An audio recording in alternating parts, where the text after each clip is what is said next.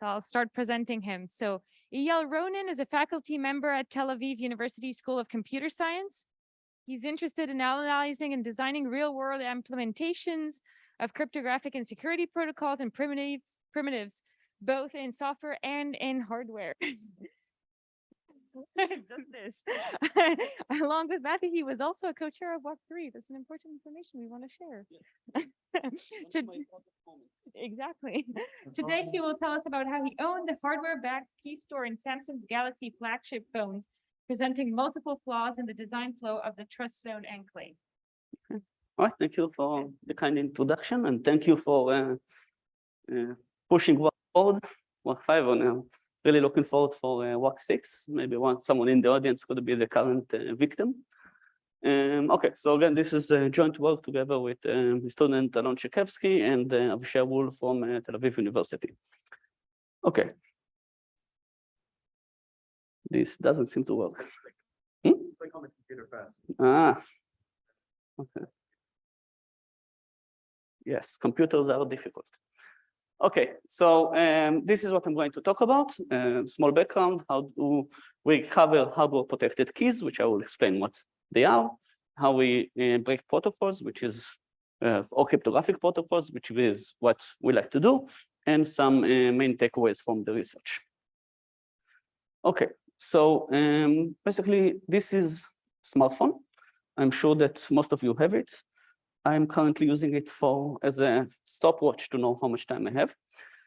So this is a very important task, although it's not very critical. However, there are some tasks in our daily life that are maybe a bit more critical, more security aware in some sense that we do with our smartphones. It could be instant messaging that we consider very private. It could be bank transactions or payment system that we use. And it could also be a way to actually authenticate to other services, which we think that are very important. So we have this nice device that consumes a lot of our free time. And actually, this is a very sophisticated computer. And when we have sophisticated computers, we have sophisticated attackers. Now, there's been a lot of work over the years in trying to make these systems more and more secure. And I think in some sense, we are improving. Computers and smartphones are much more secure than they used to be. However, we have repeated reminders that advanced nation-state actors and sometimes just companies like NSO, who unfortunately took the latest Pony Award for Best Mobile Attack from us. So they showed maybe a more larger scale attacks on mobile devices where they simply show that they can fully compromise the Android system and some iPhone systems for basically all of the devices that we currently use. The question is, if we know that there are some such attackers that compromise the devices, can we still use them in sensitive operations like payment system, for example? And one of the ways that we try to still do it is by using what we call trusted execution environments, specifically for Android devices. On ARM CPUs, we have the variant called TrustZone. And the main idea here is that we're going to partition the Android world or the smartphone computation into two parts. One will be the normal world, where we have all of our applications, the Android kernel and other computation parts. And the other part is going to be what we call the secure world. And the main idea here is that when we have very large applications like complex browser, messaging apps, and a lot of other stuff, there is a very, very large attack surface. And it's very hard to protect it. However, if we take only relatively simple computations, such as cryptographic computations that, for example, as you've seen in the previous talk, it's relatively easy to protect them. So even though it's still probably easier than protecting Chrome, when we're going to put them in a different part, which we call the secure world, it's going to run with the same CPU, still on the same hardware, but the entire memory space will be partitioned, And the attack model, threat model that we have is that even if we have an attacker that compromises the normal world and the user mode of the normal world and the kernel mode, it still shouldn't be able to break the protection of the secure world, which means we can store, for example, cryptographic keys inside this secure world. Okay, so we ask ourselves a relatively simple research question. Let's assume that we want to use TrustZone to protect keys. We have what we call hardware protection there, which we'll try to explain. Do they indeed stay secure even when the normal world is compromised? So does the threat model of TrustZone holds? And let's assume that we compromise those keys. Can we break the security of different higher level protocols that rely on them? And here, of course, if you can say this is trivial. If you have a cryptographic protocols and you can get the keys, then of course you can, you can break them. But the question is, can we do it in interesting ways that would not have been broken even if only the system was compromised? Okay. Yes. So let's start by describing how does TrustZone provide this protected key storage. So one thing which is common to many trusted execution environments is that they are relatively stateless in the manner that they don't usually access long-term storage by themselves. They may have very limited space, and they are usually used by the general operating system to do computation, and the operating system usually handles the long-term state machine. However, we want to do it. Yeah, okay. That is still protected from the operating system. So, for example, let's assume that we want to generate RSA keeper inside the TrustZone environment. What will happen is that the Android environment is going to request TrustZone, please generate a keeper. The TrustZone will generate it and will return the keys to the operating system for long-term storage. However, we want to protect the private key from the Android system, so we're going to encrypt this private key, or the term that is used there is wrap. So we're going to wrap the key, and we're going to return what is referenced as a blob, an encrypted blob, to the operating system. The operating system can then store it for long-term storage. After we store it, we want to actually use it for stuff. So one very interesting thing that we can do with such keys is to prove to other third parties that we actually generated the keys in a secure way. Basically means we can request the TrustZone to attest to the fact that this specific public key for was generated inside the TrustZone hardware, and the private key should not have ever been leaked to the normal world. And we get a nice certificate, which is a certificate chain that's in the topmost certificate is signed either by Samsung or Google, and the lowest part of the certification is the public key. And we will show several examples for how this can actually be used later on. But we don't only want to generate and attest keys, we want to actually use them. So if, for example, we want to use the keys to sign a transaction, what we're going to do is we're going to send a request to the keymaster together with this encrypted blob.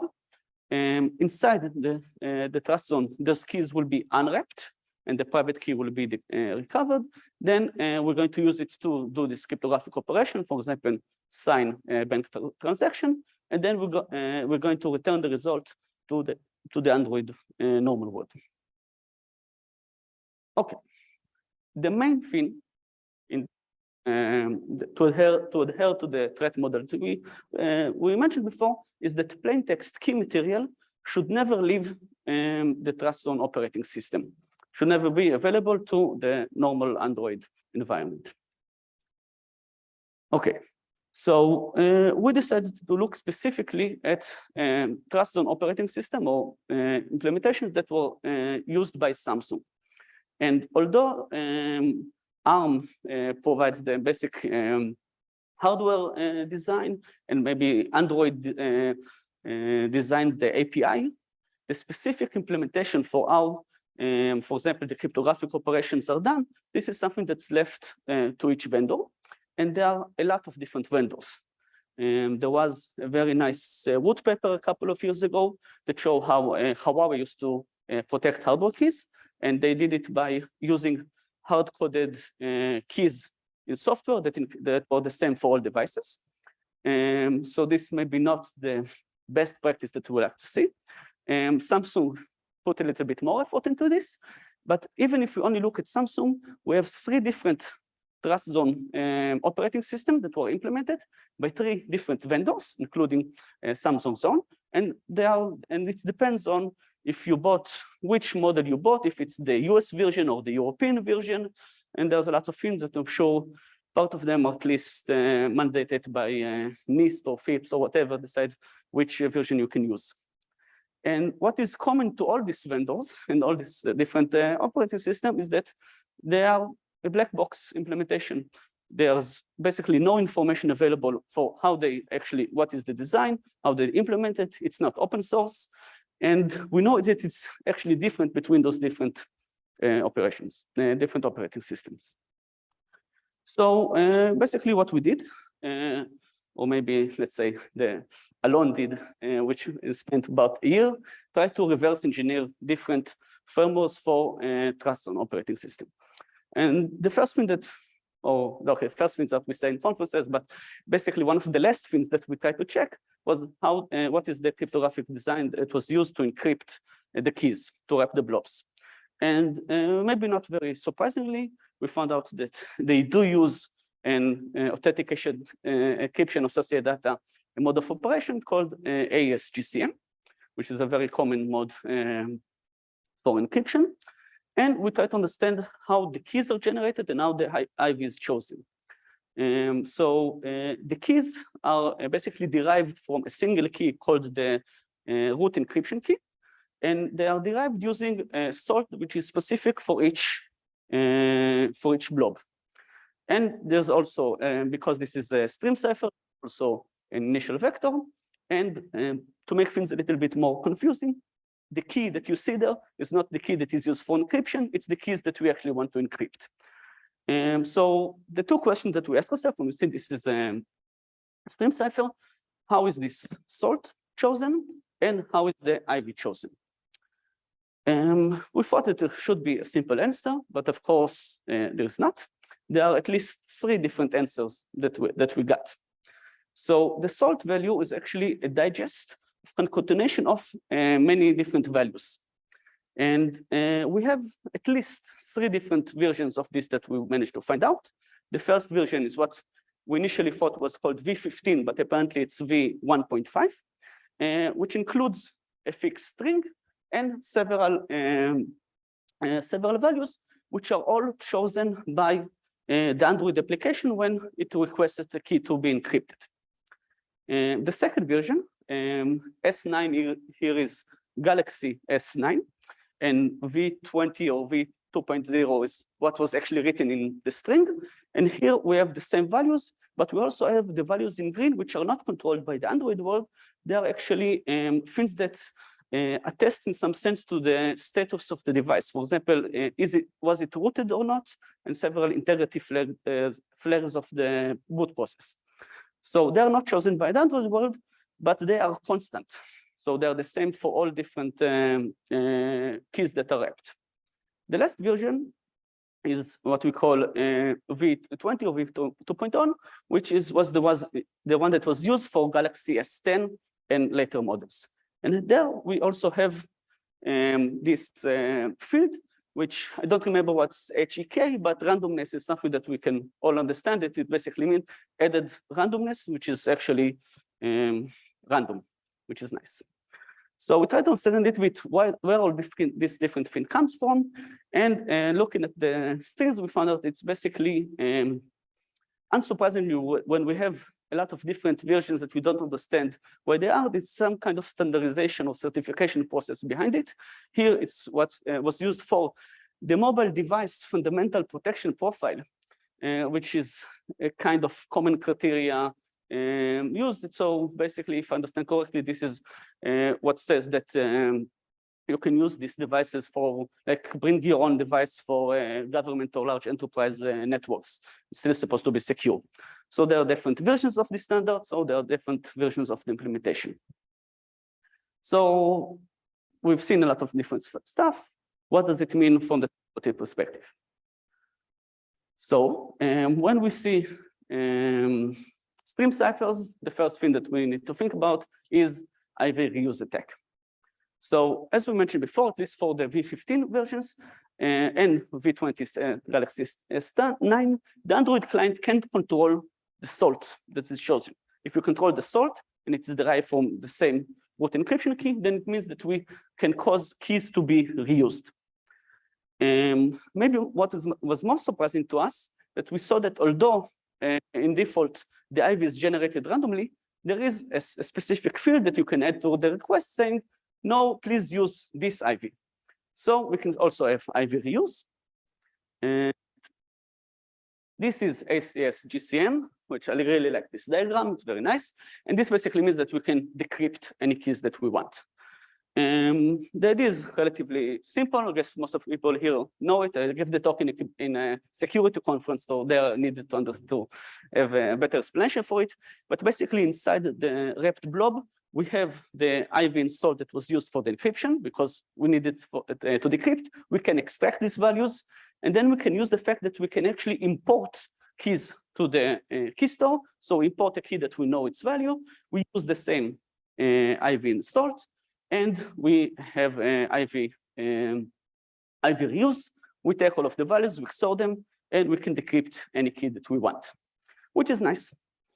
What does it mean in practice? So, for example, it can help us to bypass different authentication confirmation fields. So we can say these keys are stored inside the Android phone. Now let's say we want to sign a transaction.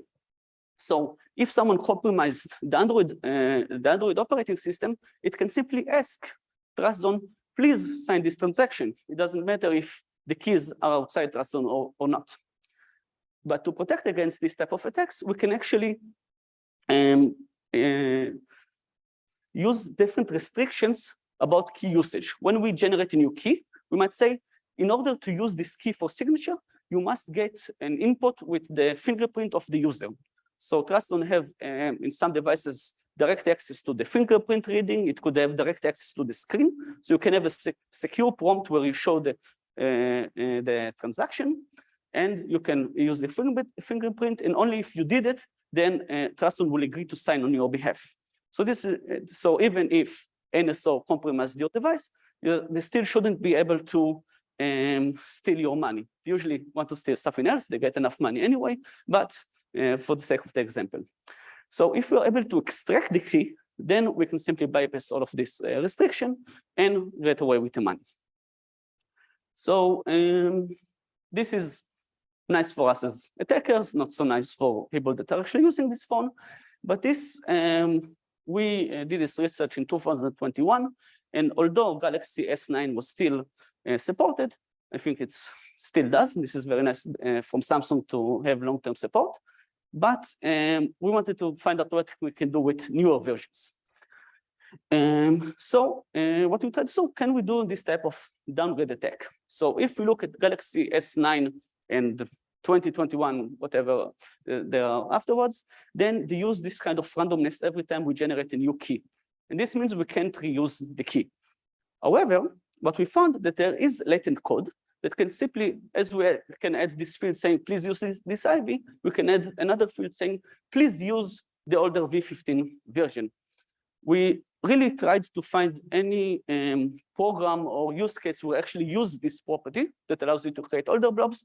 This was never, as far as we know, this was never used for anything except attacks. But the latent code is still there. So we still have the Pikachu, it's called, right? Which sounds very surprised, and we can do this attack. So basically, if there's a privileged attacker that can change the request to the TrustZone, it can ask, please use the old version, and we get a blob. The application doesn't know that anything is different. It gets a blob that it can use, but this blob is vulnerable to key extraction attacks. Okay, so why is it interesting? So, for example, we currently have the FIDO2 web authentication protocol, which is gaining popularity.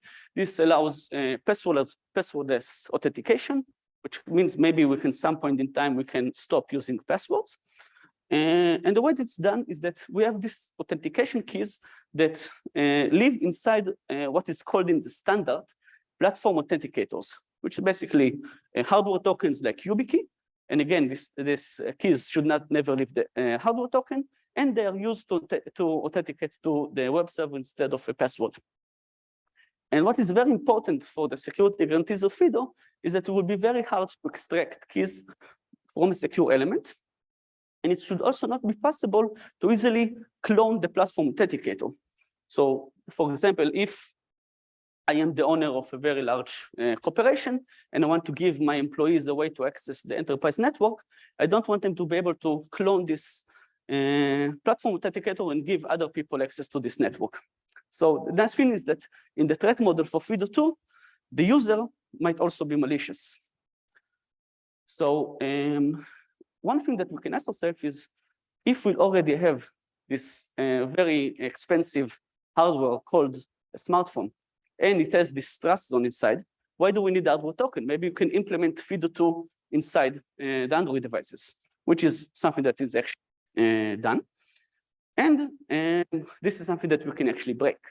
So I'm not going to go over all of the details of the registration process for FIDO, especially as I don't understand all of them.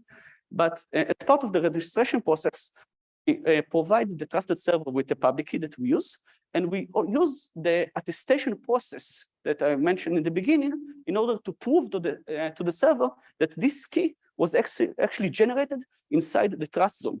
So we can't just have an application that registers to a website and then clone the private key. So in order to be able to clone a key for FIDO, we need to be able to attest to the fact that it was inside TrustZone. And the way that we do it is that we're going to ask TrustZone to generate a secure key inside TrustZone, but we're going to do it with the older version. The attestation process looks the same. Attestation process for FIDO doesn't know that there are different ways to wrap keys. So the certificate simply passes, and we can register to FIDO. Then we can either do a regular authentication using the regular hardware, or we can simply recover the private key and do this attestation without the TrustZone, without even using this Android device. And we have some nice demos that we are able to show how during the registration, we can do the downgrade attack and recover the key. And then we used a sample application for using web authentication in order to show that we can authenticate and buy different seats, buy Telero T100 or whatever it is on the store without using the TrustZone. And the nice thing that this works regardless for how TrustZone is actually implemented. And we talked about before, there was a question about maybe move some sensitive computations to another CPU. So for example, Samsung in the latest models have what they call S-Box, which is not S-Box, S-Box is for crypto, Strongbox, which is a core processor that does all of the cryptographic computation in a way that you don't have cache attacks, you don't have a direct power analysis attack, and it's supposed to be very, very secure. But because the API is broken and the cryptographic design is bad, then it doesn't really matter, we can still recover the keys. So that's nice. So we had this several attacks, and we decided that maybe we don't want to sell them to bad people, we want to disclose to Samsung. So on May 21, we reported the Ivy reuse attack on S9 to Samsung. They were very cooperative, and it took them about 3 months, which was very impressive, to patch a lot of different Android devices. We thought we attacked S9. Basically, there are a lot of other devices using the same version of TrustZone. And the patch was relatively simple. They simply removed the option to add the custom Ivy. We also mentioned the fact that there is a downgrade attack possible, but they said this is not very interesting because there is no application created with a key blob at version 15. and the applications themselves are not supposed to change the key block version, so it should not be exploitable. So I said, okay, that is interesting. Let us look at it again. So 1 month afterwards, we managed to find the downgrade attack on S10, 20, and 21. We wrote to Samsung and said, yes, we don't feel there's an actual practical security impact on this. We said, okay, we did our best. Let's go and write a paper. And then after a couple of weeks, there was a deadline and the student wanted to graduate. So we finished and we sent Samsung the full paper. So, okay, this is what we're going to submit to a conference. Please have a look if you have any remarks. After that, we got the response that, okay, after further review of your paper, we concluded that maybe it has some practical impact on our devices, and they released high severity CVE and patched all of the later devices. Again, I think this is extremely fast. So basically, they took about 1 month between saying, okay, maybe there's an issue when the patches are all available. As far as we know, the patches are applicable to about over 100 million devices, which is very nice. And everything is done, almost. As I mentioned, Alon spent about a year reverse engineering the different firmwares for different Samsung devices. 2 weeks after we published the paper, the Lapsus attack group compromised Samsung servers and they leaked the entire Git repo with all of the TrustZone code.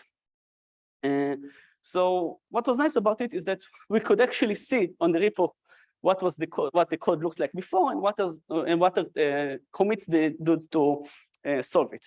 So I don't think it's very easy to see, but here basically they have a remark saying this is keymaster TA IV reuse vulnerability.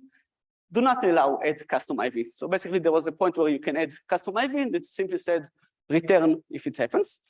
And the other code, the other is where the function called software get IV, basically say, okay, this is the IV reuse vulnerability, and they simply commented out the code that allowed you to set the IV. So this is 4 lines where you just comment out the software, and this was solved.